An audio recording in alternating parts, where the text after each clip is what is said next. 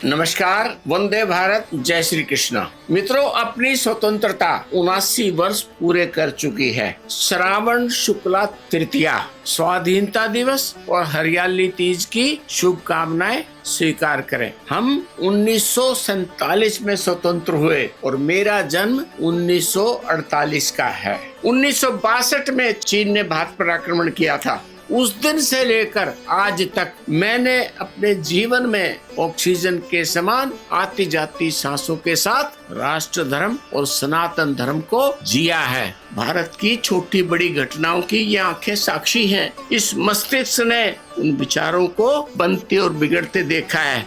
भारत के राजनीतिक विचारों में 1947 से 2014 तक कोई बहुत बड़ा परिवर्तन नहीं आया, किंतु जिस दिन वर्तमान प्रधानमंत्री श्रीमान नरेंद्र मोदी ने 26 मई 2014 को प्रधानमंत्री पद की शपथ ली और ये भाजपा की पूर्ण बहुमत की सरकार थी, उस दिन मन हर्ष से भर उठा। मोदी जी के आने से आशाएं जगी थी कि राष्ट्र भारतीय विचारों की दिशा में बढ़ेगा। सरकार बदली, पार्टी बदली और ऐसी शासन व्यवस्था आई जिसके पीछे भारतीय विचार खड़ा था। कौन सा भारतीय विचार? जिसे 1925 में राष्ट्रीय स्वयंसेवक संघ के संस्थापक डॉक्टर केशव बलिराम हेडगेवार ने स्थापित किया। उस विचार की संवाहक सरकार बनी तो लगा राजनीति परिवर्तन लाएगी।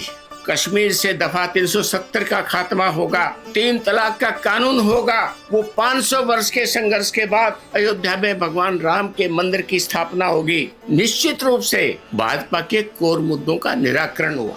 भाजपा के इन कोर मुद्दों के साथ एक बहुत बड़ा राजनीतिक परिवर्तन हुआ। पहली बार राष्ट्र के पटल पर राष्ट्र का सनातन मूल निवासी हिंदू समाज संगठित वोट बैंक बनकर उभरा। इससे पहले सत्ता हथियाने के लिए भारत की राजनीति हिंदू समाज को जातियों के टुकड़ों में बांटती थी। जातियों के टुकड़ों की वोटों का समीकरण और उसके साथ मुस्लिम वोट बैंक, मुस्लिम तुष्टीकरण, इस प्रकार के राजनीतिक कार्ड खेलकर सत्ता हथियाने की परंपरा चलायमान थी और बाद में उनको राजनीतिक संरक्षण प्राप्त करते थे। वो राजनीति भी रुकी, किंतु इन 12 वर्षों में जो वर्तमान राजनीतिक व्यवस्था से अपेक्षाएं थी, क्या वो अपेक्षाएं पूरी हुई? अगर वो अपेक्षाएं पूरी होती तो किसी कॉकरोच जनता पार्टी के सामने भारत के शिक्षा मंत्री का इस्तीफा नहीं होता। ये रेजिग्नेशन उसी दिन हो जाना चाहिए था जिस दिन यूजीसी की गाइडलाइन के अंदर या जिस दिन सीबीएसई के सिलेबस के अंदर हमारे न्यायालय के ऊपर टिप्पणी आई। नहीं हुआ। क्यों नहीं हुआ? कारण समझ से बाहर है। लेकिन सरकार तो सरकार है। जब तक 1 साल तक किसान सड़क पे नहीं बैठे रहेंगे, हम कृषि कानून वापस नहीं लेंगे। जब तक युवा कॉकरोच नहीं बनेगा, सड़क पे खड़ा होकर के हमारी बेटियां गाली नहीं देंगी, सरकार शिक्षा मंत्री का इस्तीफा नहीं लेगी। पूरा भारतीय विचार अंधकार में है। भाजपा के कोर मुद्दों को डील करते हुए विशेषकर उसके बाद भारतीय विचार के अनुसार अर्थशास्त्र का विकास होना चाहिए था, रिसर्च होनी चाहिए थी। इसके विपरीत हमने 80 करोड़ जनता को अनाज देकर एकात्म मानववाद और अंत्योदय की इतिश्री मान ली। किसने पढ़ा चाणक्य के अर्थशास्त्र को? किसने पढ़ा भारत के वेदों को? हमारे अर्थशास्त्रियों को टास्क दी जानी चाहिए थी, भारतीय अर्थव्यवस्था के मापदंड तैयार करे जिसके ऊपर ये देश आगे बढ़े। और जब तक वो तैयार नहीं होते तब तक हम मौजूदा व्यवस्था में चल सकते थे। किंतु प्रश्न पत्र तैयार करना तो दूर, राजनेता 5 ट्रिलियन की इकोनॉमी बनाएंगे, दुनिया के 3रे नंबर की अर्थव्यवस्था बन जाएंगे। हमारे school college scholars Adam Smith को पढ़ रहे हैं, द फादर ऑफ इकोनॉमिक्स। क्यों पढ़ रहे हैं? राजनीतिक गलियारों में पूंजीवाद और साम्यवाद की चर्चा होती है। भारतीय विचार कहीं नहीं है। इन दोनों विचारों का यूरोप में जन्म हुआ। भारत में पूंजीवाद है, यूरोप के अंदर जन्मा विचार capitalism, how to make money. Capitalism में अमेरिका के बोजनबर्ग पैदा हो सकते हैं, एलन मस्क पैदा हो सकते हैं, भारत के अडानी पैदा हो सकते हैं और इंदिरा गांधी के टाइम में हम कहते थे टाटा और बिरला पैदा हो सकते हैं। पूंजीवाद यानी अकूत धन संपदा का स्वामी। और फिर यूरोप से एक थ्योरी आई, ट्रिकल डाउन थ्योरी। पूंजीपतियों के पास अकूत धन संपदा होगी और उसमें से कुछ बूंदे टपक टपक टपक टपक कर नीचे गिरेंगे और गरीब का पेट भरेगा। भारत इस अर्थव्यवस्था का अनुगामी नहीं होना चाहिए था, लेकिन है। और सबसे बड़ी चिंता का कारण ये है, भारत के अंदर वो कम्युनिस्ट बोल रहे हैं जिनका दुनिया में नाम लेवा कोई नहीं है। कम्युनिज्म है क्या? जब यूरोप में मशीनी युग आया, मजदूरों का शोषण होता था। चीन कम्युनिस्ट देश है, लेकिन अधिनायकवादी है, डिक्टेटरशिप है चीन के अंदर। तो क्या हम डिक्टेटरशिप को पोषित करना चाहते हैं? आज भारत में कम्युनिज्म जिंदा है बैंक यूनियंस में, और उन बैंक यूनियंस में जब तक आदमी क्लर्क रहता है तब तक वो यूनियन का मेंबर रह सकता है। जैसे ही क्लर्क से प्रमोशन होगा, बैंक यूनियन के मेंबर नहीं रहेगा। सीधे अर्थ क्या? कम्युनिज्म मनुष्य की जिजीविषा की रोधक है, और ये मनुष्य जब इसके शरीर की जरूरतें पूरी हो जाती है, रोटी कपड़ा और मकान पूरा हो जाता है, तब आसमान के अंदर उड़ना चाहता है, ऊंचाइयां चाहता है, और ऊंचाइयां प्राप्त करने में कम्युनिज्म अवरोधक बनी तो कम्युनिज्म पीछे छूट गई। लेकिन भारत की नैरेटिव सेट करने वाले तथाकथित बुद्धिजीवी कम्युनिस्ट भारत की राजनीति में दखल देते हैं, इकोसिस्टम नैरेटिव सेट करता है। मजे की बात क्या, भारतीय विचार के संवाहक उस नैरेटिव का प्रतिकार नहीं कर पाते। सर्वोच्च न्यायालय के माननीय न्यायाधीश की एक टिप्पणी आई, कॉकरोच। बोस्टन में बैठे एक आदमी के दिमाग में खुरापात आई। देश तोड़क राजनीति ने कॉकरोच जनता पार्टी का गठन किया, सोशल मीडिया ने उसका सहयोग किया, और रातों रात भारत की राजनीति को बदलने के लिए नई दिल्ली के अंदर आंदोलन हो गया। उनका इकोसिस्टम कितना स्ट्रॉन्ग है। कम्युनिज्म हो चाहे कैपिटलिज्म हो, ये दोनों यूरोप में जन्मे विचार है। और यूरोप जिसने दुनिया के अंदर उपनिवेश बनाए, आज उस यूरोप का हाल देखिए कहाँ खड़ा है। अमेरिका जो इंग्लैंड का उपनिवेश था, उस अमेरिका ने पूरे यूरोप को अंधकार में डाल दिया। बीते 2 साल से नेता प्रतिपक्ष कांग्रेस के नेता श्रीमान राहुल गांधी बार बार कहते हैं प्रधानमंत्री मोदी डोनाल्ड ट्रंप से डरते हैं और अमेरिका के इशारे पर काम करते हैं। कांग्रेस के नेताओं को ये पता होना चाहिए, अमेरिका की असली प्रतिनिधि भारत की कांग्रेस पार्टी है। अमेरिका वर्तमान सरकार के सामने कौन सी अड़चन नहीं खड़ी कर रहा है। अभी 100% टैरिफ का प्रस्ताव पास हो चुका है। यदि भारत रूस से तेल की खरीद करेगा तो अमेरिका अंदर से डरा हुआ है कि भारत उसके शिकंजे से बाहर ना निकल जाए। मित्रों, मेरी हाइपोथेसिस ये है, भारत अमेरिका के शिकंजे में है क्यों और कैसे निकल सकता है। आज स्वतंत्रता दिवस के इस अवसर पर मैं राष्ट्रवासियों से निवेदन करना चाहता हूँ, एक बार मेरी इस पोस्ट को पूरे सुन करके और अपने हृदय से पूछें, क्या मैं गलत कह रहा हूँ? भारत ना पूंजीवादी देश है और ना कम्युनिस्ट देश है। ये दोनों उस प्रकार से हैं जैसे हमारे हाथ की 5 उंगलियां छोटी बड़ी तो हैं, लेकिन इतनी बड़ी नहीं है कि एक उंगली छत से लग जाए। पूंजीपति इतना बड़ा हो जाए उसका साइज कि बाकी समाज से अलग हो जाए। भारत पूंजीवादी नहीं हो सकता, भारत कम्युनिस्ट नहीं हो सकता। क्यों? मनुष्य के पेट में जब तक भूख है, तन पर जब तक कपड़ा नहीं है, सिर पर छत नहीं है, तब तक वो कम्युनिस्टों की बातों को सुन सकता है। जैसे ही मनुष्य का पेट भरता है, तन पर कपड़ा आता है और सिर पर छत आती है, वो ऊंचाइयां छूना चाहता है और साम्यवाद उसके सामने अवरोधक बनकर खड़ा हो जाता है। भारत मनुष्य की जिजीविषा का साथी है। भारत मनुष्य की ऊंचाइयों के साथ चलता है। आज की अमेरिका की भी जनसंख्या 35 करोड़ है। पूरे यूरोप की जनसंख्या अकेले भारत की जनसंख्या के बराबर है। वहाँ का मॉडल भारत के अंदर कैसे चल जाएगा? देश के 20% युवा अंग्रेजी मीडियम में पढ़ते हैं, ब्रांडेड स्कूल में पढ़ते हैं, ब्रांडेड एजुकेशन लेते हैं, महंगी एजुकेशन लेते हैं। देश के संसाधनों का प्रयोग करके राष्ट्र के IIM और IIT जैसे संस्थानों में हमारी प्रतिभाएं विकसित होती हैं और देश से बाहर जाकर अमेरिका के धन्ना सेठों के खजाने भरते हैं, उनकी नौकरी करते हैं। आज अमेज़न के इंटरनेट ईमेल व्यापार ने हमारे रिटेलर्स को भूखा बैठा दिया है। उनके पेट में खाने को रोटी नहीं है। कितने आदमियों को नौकरी देंगे आप? हमारे दर्जी खाली बैठे हैं, सारे कपड़े ब्रांड में बिकते हैं। हमारे छोटे दुकानदार बंद होने की कगार पे हैं। सारे लोग मॉलों में जाते हैं।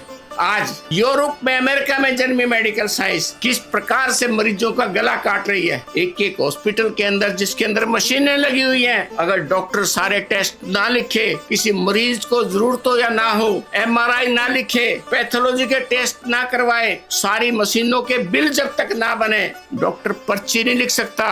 उस डॉक्टर को उस अस्पताल से आउट कर देंगे। सारे अस्पताल 5 स्टार होटलों से ज्यादा महंगे हैं। क्यों? धंधा चल रहा है कैपिटलिज्म का। अस्पताल महंगे, फिर सब आदमी इंश्योरेंस खरीदेंगे, इंश्योरेंस कंपनियों का धंधा चलेगा, सबको बीमा लेना पड़ेगा। सरकार की योजना आ जाएगी, 5 लाख का बीमा देंगे, मेडिकल कवर देगी भारत सरकार। छोटी मोटी बीमारियों के मरीज को अस्पतालों में दाखिल करते हैं और उनकी बड़ी बीमारी दिखाते हैं ताकि बिल ज्यादा बने और 5 लाख का क्लेम ले सकें। 5 लाख की हेल्थ इंश्योरेंस स्कीम में भयंकर धांधली होती है, हर जगह पर भ्रष्टाचार है। कहाँ खड़ा है भारत? सत्यमेव जयते। सत्य कहाँ है? झूठ में जयते। 79 साल की यात्रा में भारत के अंदर DNA में भ्रष्टाचार घर कर चुका है। सरकारी स्कूलों को छोड़िए, अभी एक गरीब ड्राइवर के बेटे का, उसके भाई जो आर्मी मैन है,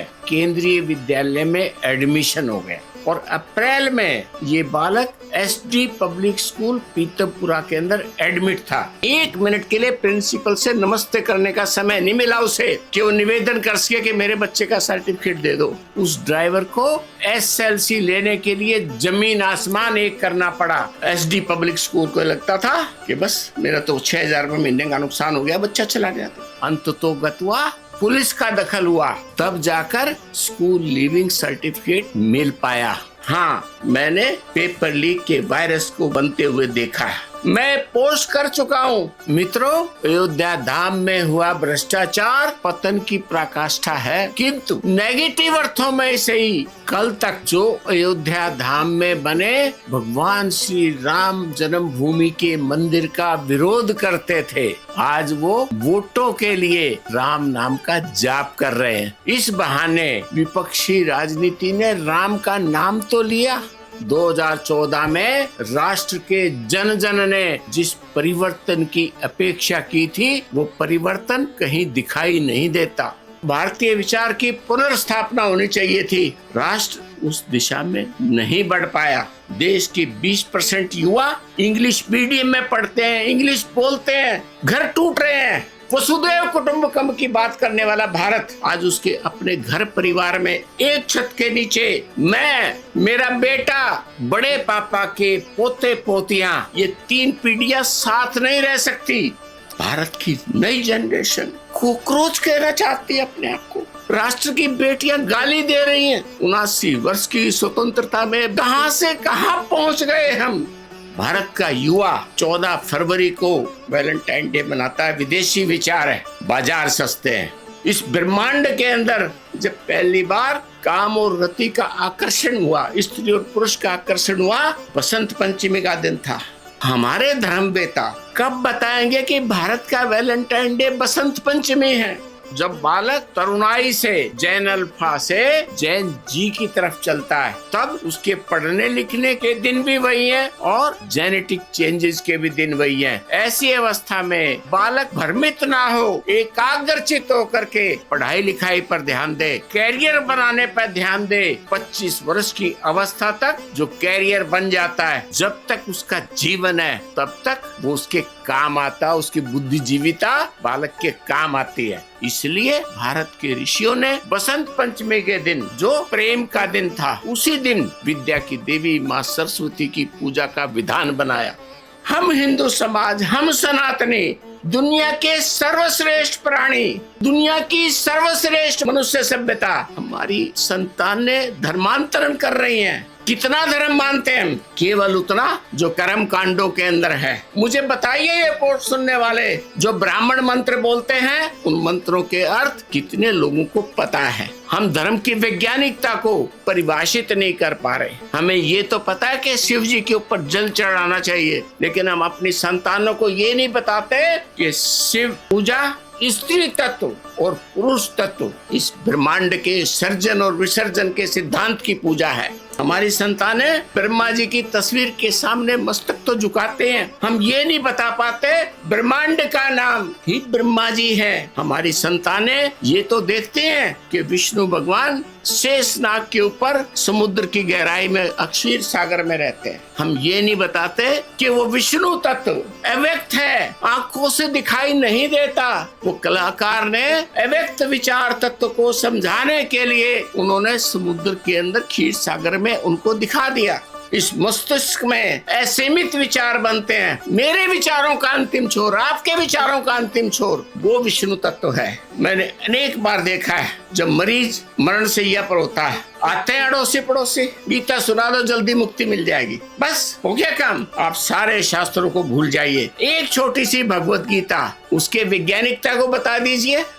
भारतीय विचार अंधकार में है, मीडियम चाहे इंग्लिश हो लेकिन प्रश्न पत्र भारत के होंगे, भारत के आयुर्वेदिक मेडिकल साइंस की रिसर्च होगी। अमेरिका के प्रश्न पत्रों के ऊपर आयुर्वेद में रिसर्च नहीं होगी कि हल्दी से कुरकुमिन निकालेंगे। आयुर्वेद में खांसी जुकाम की दवाई क्यों नहीं ढूंढ सकते, आयुर्वेद के अंदर साइनस की दवाई क्यों नहीं ढूंढ सकते, गला खराब होने की दवाई क्यों नहीं ढूंढ सकते, अस्थमा के रोगी आयुर्वेद के अंदर क्यों नहीं इलाज करवा सकते। आयुर्वेद का सिद्धांत है स्वस्थ से स्वस्थ रक्षणम, हेल्दी आदमी की हेल्थ की रक्षा कैसे की जाए। और जब ये सिद्धांत होगा, पहली बात तो बीमारी होगी नहीं, और होगी तो हम ठीक कर लेंगे अपनी जड़ी बूटियों से। रिसर्च करनी पड़ेगी। आयुर्वेद 1000 साल पीछे पड़ा है। भारतीय विचार के, भारतीय शास्त्र के अनुसार प्रश्न पत्र तैयार होंगे, भारतीय समाज की जरूरतों के हिसाब से अर्थशास्त्र बनेगा, तब भारत अति विकसित राष्ट्र बनेगा और भारत की अर्थव्यवस्था निश्चित रूप से दुनिया में तीसरी क्यों सबसे पहली अर्थव्यवस्था बनेगी। इस वर्ष के स्वाधीनता दिवस के ऊपर फिर से एक बार हार्दिक शुभकामनाएं। वंदे भारत, जय श्री कृष्ण।